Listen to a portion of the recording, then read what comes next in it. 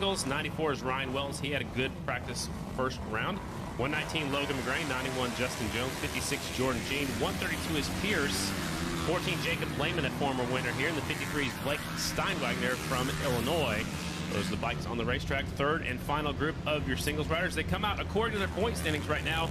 And I think the 94 and the 91, the two first impression teams, riders right there at the top two spots, they want to start getting some better finishes and move up the points. You know, move up higher into the top 10 of the points. Yep. Wells on the 94, he likes this place. He loves the TTs. Second round of practice. The fastest time so far is a 2:06.487. There goes Wells up the jump. You know, Henry was asking about that earlier. I said, are we going to see any more this year? He said probably at Castle Rock as well. All right, that's just a couple of weeks away. That's good news. We look forward to that. Absolutely. They're reconfiguring some of that racetrack as well. Brad Baker's kind of helping them out, trying to make that track a little bit safer, a little bit wider for some better passing. Wells on the 94. Up to the 11th spot here in this second round of practice.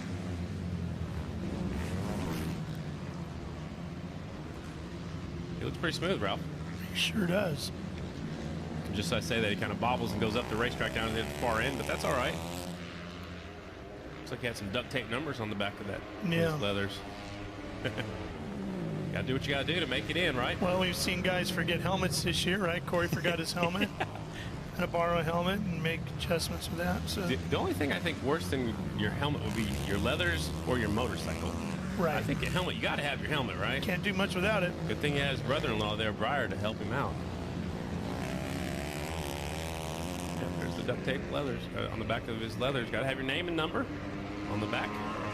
Ooh, Justin Jones gets a little sideways coming off that final corner. Caught him in the tail end of that right there.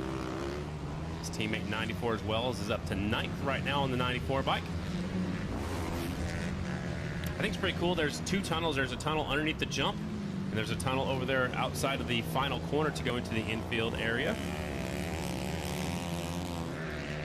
Do you feel it on the racetrack at all? You know, over the jump, obviously you don't even pay attention. There's something underneath you, but that final corner, I don't even remember feeling that at all. The cars do go across there, the big haulers and stuff. I don't remember feeling it ever. So that dirt is so hard right there. I don't think it matters.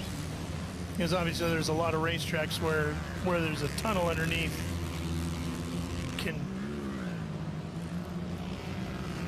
You can feel that, and that might have been part of the problem for the man directing our broadcast. That tunnel turn right there? Brian Lockwood, yeah, I think. He lost it? Well, he was out. Is that what happened to my Super 73? Yes, he was out giving them, they were working on some camera angles and shots and stuff, and he was just going to be a bike on course, just give them something to look at. And got a little head shake over there, and things started to get a little out of control, and little tank swap going on, and before you knew it, old Brian was on the ground. On the ground, yeah. Now I know what happened to my Super 73. It's got a bent crank, it's got a flat tire, and my gas tank's scuffed up. Well, there you go. Mm-hmm.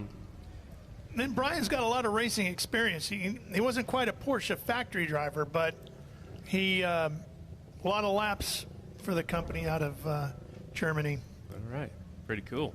That is it for our second round of practice right here for the singles. Max Whale, the Australian rider, at the top spot.